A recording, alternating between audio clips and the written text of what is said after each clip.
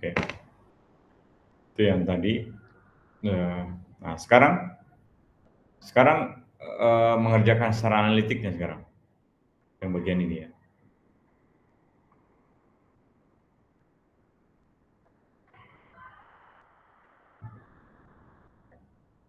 Nah, sekarang kita bisa lihat, kita buat parameter ini, momentum. Saya buat parameter momentumnya di sini. K-nya ini adalah 00K. Ambil.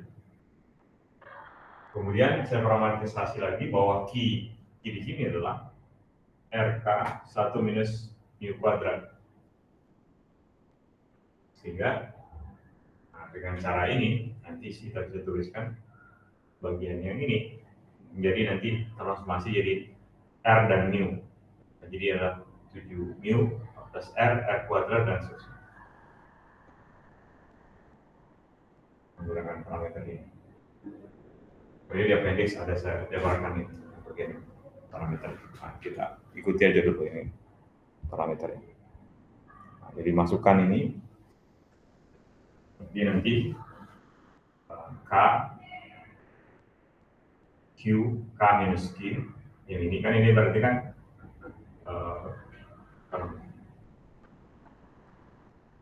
ini yang misalnya X, Y, Z yang itu biasanya. Dapatkan ini. Kemudian dengan cara yang sama kita dapatkan T22. Nah, T22 adalah ini. Adalah R dan mu. Jadi fungsinya ini di sini ini adalah R dan mu. Tapi karena kita integralkan terhadap R dan mu di sini, hasilnya kan nanti K. Jadi ini juga K hasilnya. Integralkan. Jadi sebenarnya detailnya ini sudah lazim sebenarnya ini. Nah, sekarang karena problem ini pertama, ini kan kita kalau mau cari solusi analitik ini, maka kita harus tahu initial condition linear ini, L ini. Kita harus tahu. Sehingga apa? Sehingga kita bisa cari solusi asimptotiknya. Asimptotik apa? Maksudnya ketika K misalnya kurang dari Q dan seterusnya. Sehingga kita bisa jabarkan problemnya. Cari solusi asimptotiknya. Nah, sekarang kita cari solusi asimptotiknya. Dengan menganggap K di sini adalah sebagai K pangkat N. Initial condition-nya. Kalau saya cari K sebagai K pangkat N, maka saya dapatkan T22 ini dia divergen ketika N-nya kurang atau sama dengan 1. Jadi di mana itu tadi? Kayak gini kan? Divergen dia ketika, jadi solusi yang kita dekati ini, N pangkat 1 kan kira-kira di sini kan? Ya kan? Maka di sini akan divergen di sini.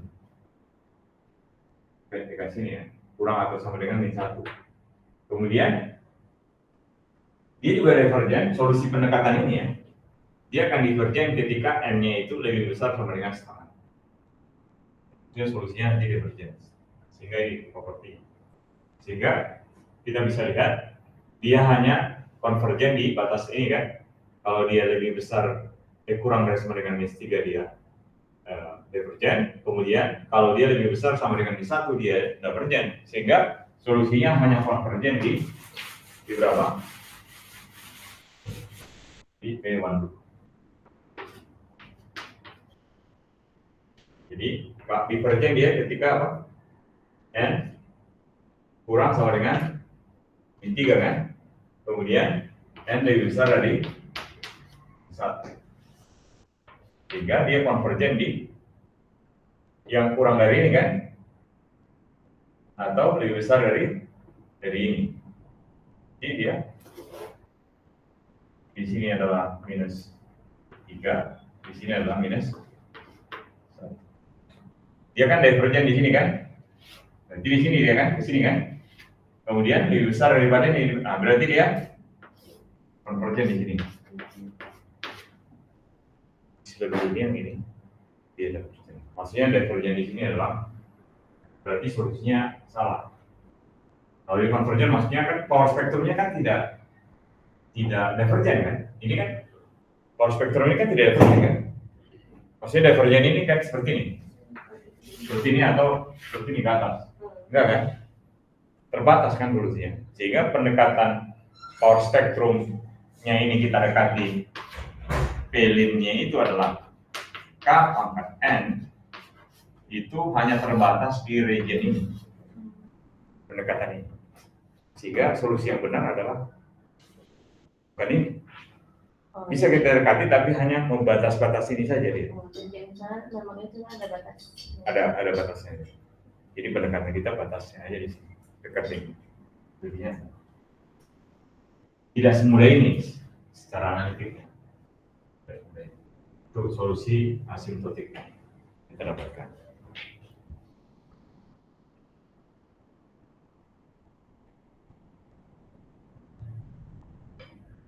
Nah itu solusi secara analitik. Kalau kita anggap dia power spektrumnya adalah scale free models. Scale free models itu tidak bergantung skala. Berarti dia kalau skala itu kan maksudnya dia bergantung juga terhadap densitas perturbasi hari ini kan dipengaruhi oleh perturbasi yang sebelumnya kan. Kalau ini kan hanya perkalian biasa saja. Namanya scale free model atau model pangkat power. Power di sini pangkat apa? Iya, pangkat. Ya.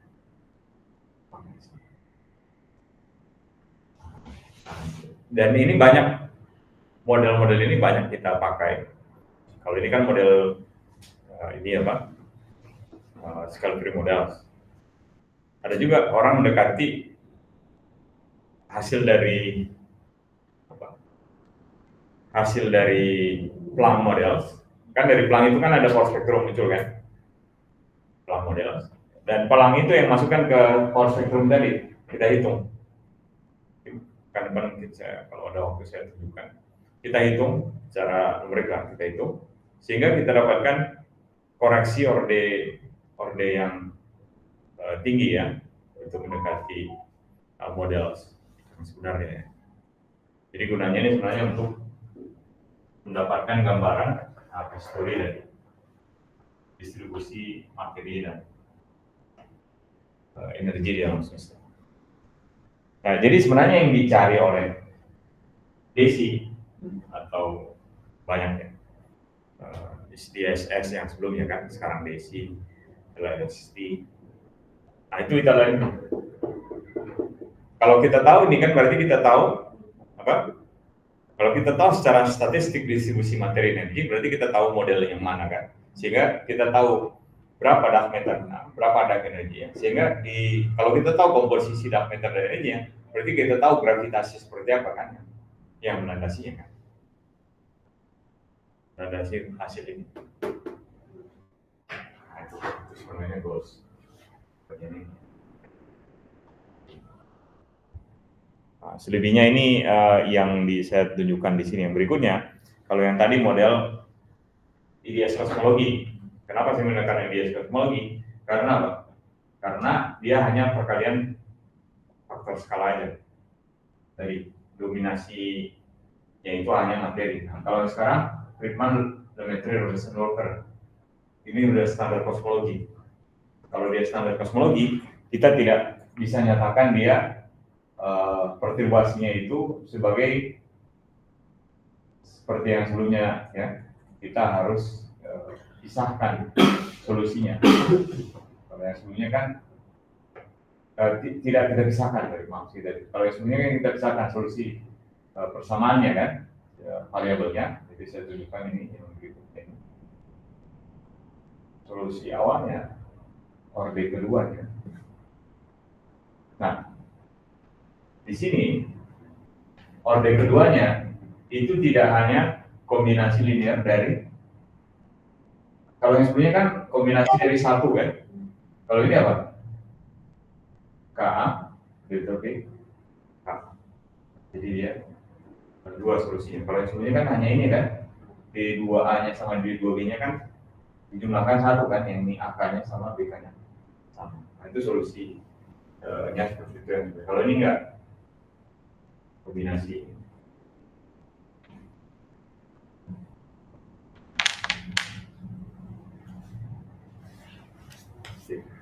Saya rasa itu ya untuk yang sekarang ya. Jadi kita lanjutkan yang terakhir yang di bagian ini. Sama beberapa nanti saya tunjukkan grafik ya kan depannya.